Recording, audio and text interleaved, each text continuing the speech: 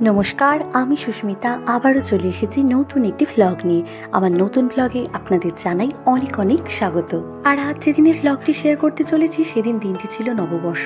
এখন সারাদিন বেবিকে নিয়ে এতটাই ব্যস্ত থাকি যে সময় মতো আর ভ্লগগুলো এডিট করে উঠতে পারি না, তাই আজ এত দিন পরে শেয়ার করছি। তো সকাল সকাল জানলাটা খুলে দেখলাম ওয়েদারটা বেশ ভালো, আর এইসব দিনে না গরমটা একটু কম থাকলে মনটাও অনেক শান্তি লাগে।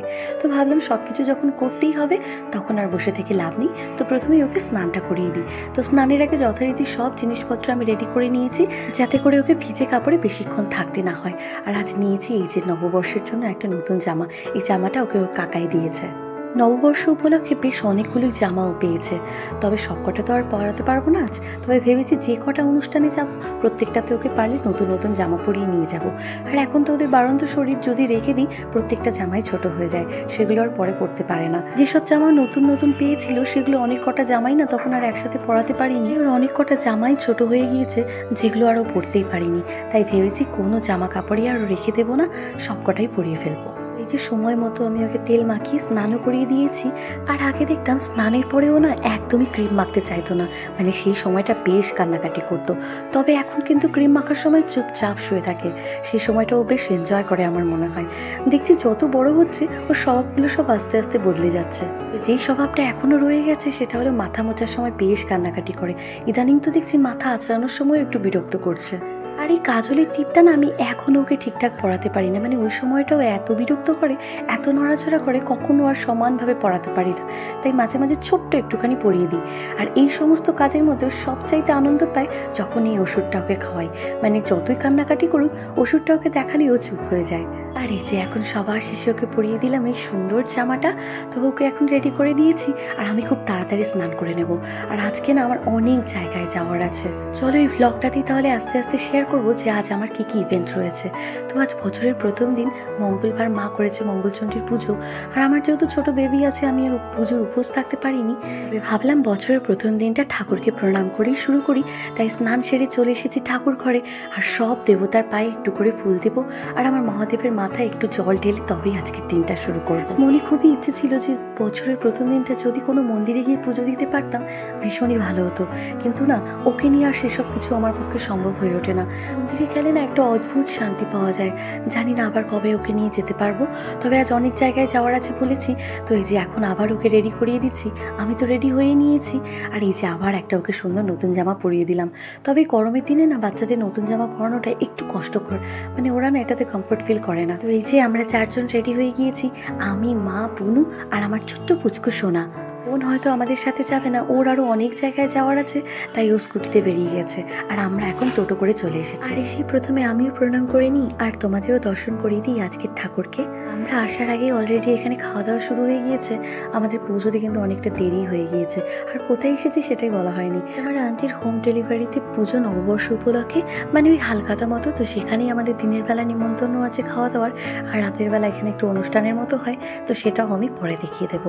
আর এইখানে আমার মেয়ে, সে তো কাউকেই চিনতে পারছে না, কিন্তু বাইরে বেরিয়ে ভীষণ আনন্দ পাচ্ছে। এই প্রথম ও কোথাও এরকম অনুষ্ঠানে এলো, আর এখানে সে এত লোকজন সবকিছু দেখে ও তো একদম অবাক যে কোথায় এলাম রে বাবা। তো তারপরে দিদুনের কোলে বসে রয়েছে, আর ওকে এখানে দেখেই ওর সাথে দেখা করতে চলে এসে এই ছোট্ট পুচকুটা, আর এসেই বলছে একটা কিউট চলে এসেছে। আর ও এত মিষ্টি কথা বলে যে ওর সাথে ছবি না তুলে আর পারলাম না। মধ্যে দেখছি ও আমার মেয়ের সাথে বেশ ভালো বন্ধুত্ব করে ফেলেছে, মানে দুজন বেশ কথা বলছিল।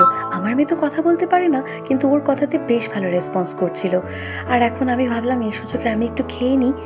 ছিল ও আমার আন্টির কোলে, কিন্তু খাওয়ার জন্য ও আর আমাকে খুব বেশি সময় দেয়নি, তার মাঝেই এত কান্না জুড়ে দিয়েছিল। তখন এই বন্ধুর মাই এসে ওকে কোলে নিয়েছিল। আর এখন দেখছি বন্ধুর সাথে বেশ গল্পে মজে রয়েছে। হাইটটা একটু কম হয়, নিচ থেকে আর ওর সাথে গল্পটা ভালো জমছিল না, তাই একটা চেয়ার নিয়ে তাতে উঠে তারপর গল্প শুরু করেছে। আর আমার মেয়েও দেখছি বেশ চুপচাপ রয়েছে, মাঝে মাঝে আবার হেসেও চলেছে। আমার তো ব্যাপারটা বেশ মজার লাগছিল।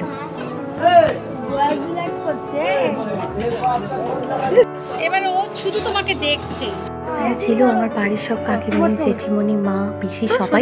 মঙ্গলবার এখানে কিন্তু নিরামিষ খাবারেরও ব্যবস্থা ছিল, তো ওরা সবাই নিরামিষ খেয়েছে।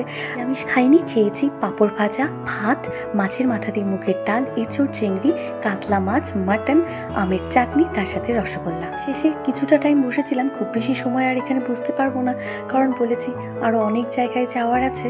তাই যে এখন আমরা সবাই টোটোর অপেক্ষায় আছি, বাড়ি পৌঁছে একটু রেস্ট করে আবার রেডি হতে হবে। তো আমার মেয়ের একটু গরমই লাগছিল, তাই টোটোতে না টোটোর হাওয়ায়ও ঘুমিয়ে গিয়েছিল। ওকে ঘুম পাড়িয়ে দিয়েছি, আর সেই সময়টা আমি আর নষ্ট করিনি।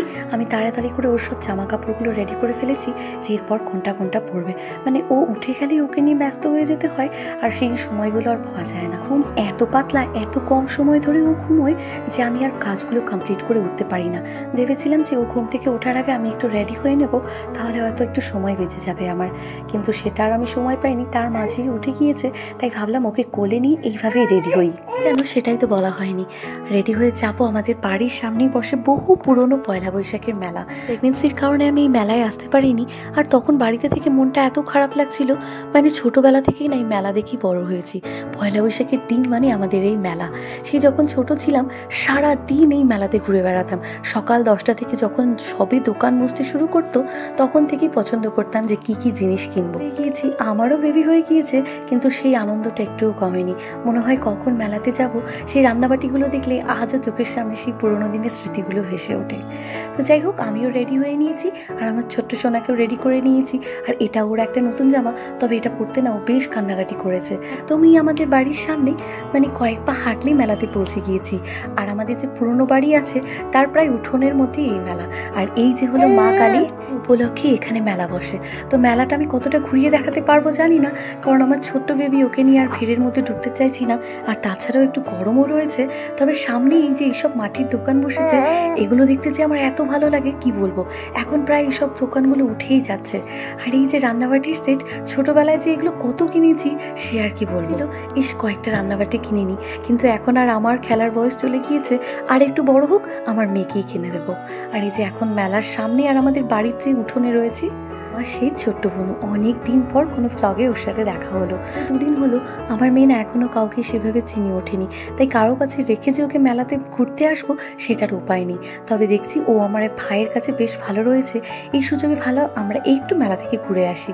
সবে মাত্র একটা দোকানে ঢুকেছি যে সবাই বিভিন্ন ধরনের কানের নেব, আর এরই মাঝে নাকি ও কান্নাকাটি শুরু করে দিয়েছে। তো অগত্যা আবার বাড়ি চলে এসেছি। আর এই যে আমার বোন, এই দেখেছো তো, ওদের নার্সিংহোম থেকে নাকি নববর্ষ উপলক্ষে আজ এই লাড্ডু দিয়েছে। তো আমাকেই একটা টেস্ট করালো। আর ওখানে থাকতে থাকতে না ও ঘুমিয়ে গিয়েছিল। তো বাড়িতে এসে ওকে ভাবলাম আগে ঘুম পাড়িয়ে দিই, তারপর খাইয়ে আমি রেডি হব। টাইমে করে না আমার রেডি হওয়াটা একটু চাপের, তো ওকে আগে ঘুম পাড়িয়ে দিয়েছি। তাই খুব তাড়াতাড়ি করে আমি রেডি হয়েছি। আর যাবো এখন, সকালে যেখানে গিয়েছিলাম সেখানে রয়েছে এখন রাতের একটি ছোট্ট অনুষ্ঠান, তো তার জন্য রেডি হয়ে নিয়েছি। আর এরই মাঝে ওকে খাইয়ে জামা পরিয়ে আমি একদম রেডি। কিন্তু আমাদের আসতে না অনেকটাই দেরি হয়ে গেল। এখন বাজে রাত প্রায় 10টা। তো জানি না অনুষ্ঠানে আর কি দেখতে পাবো, তবে এখানে এসে দেখছি যে না, এখনও বেশ ভালোই ভিড় রয়েছে। অনুষ্ঠান হয়তো সবে জমে উঠেছে। ওটা দর্শন করিয়ে দিই। মানে এই ঠাকুরটাকে দেখতে এত ভালো লাগে। আমি তো গণেশ ঠাকুরের বরাবর ভীষণ ভক্ত, আর এত সুন্দর ঠাকুরটার সামনে মনে হয় যে সবাই মিলে একটু ছবি না তুললে ভালো লাগে না। তো ছবি তুলে সোজাসুজি চলে এসেছি যে এখানে কাউন্টারের কাছে, কিন্তু এত ভিড় সেটা আর আমার খাওয়ার কোনো উপায় নেই। হয়তো এখানে পৌঁছতে আমাদের দেরি হয়ে গিয়েছে, কিন্তু এই ভিড় দেখে মনে হচ্ছে যে না, এখনও দেরি হয়নি। মানে আমার মতো সবাই হয়তো দেরি করে এসেছে, তাই সেখানে আর কিছু খাওয়ার অপেক্ষা না করে চলে এসেছি। আর এখানে দেখছি আমার মহারানী বসে রয়েছে মাসির সাথে। জায়গায় এসেছি, আর আমার জন্য আমার বোন এই মোমোটা এনে দিয়েছে। তো ভাবলাম কাউন্টারের একটা খাওয়ার অন্তত খাই। আর এখানে দাঁড়িয়ে সবাই মিলে আমরা একটু ফটো তুলে নিয়েছি। তারপর ভাবলাম না, ভেতরটা একটু ঘুরে আসি, ঘুরে একবার ঘুরিয়ে নিয়ে আসি। আর আজ যেহেতু আমরা একটু দেরিতেই এসেছি, আমাদের না বসে বসে প্রোগ্রাম দেখার মতো আর সময় নেই। মানে বাবুর হয়তো একটু পরে ঘুম পেয়ে যাবে, তাছাড়া ওর খাওয়ার সময় হয়ে যাবে। তাই ভাবলাম সময় নষ্ট না করে আগে খেয়ে নিই, তারপর যদি সময় পাই দেখবো। আর খাবার নিয়ে আসতে পারিনি, খাবারটাও আমার বোন আমাকে এনে দিয়েছে। আর এখানে বসে খেতে খেতেই প্রোগ্রাম দেখছিলাম। আর ভেতরে না খাবার বেশ সুন্দর ব্যবস্থা ছিল, তো আর ভিড়ের মধ্যে আর ঢুকতে ইচ্ছে করেনি। হচ্ছে সেটাই, চলো তোমাদের সাথে একটু শেয়ার করি।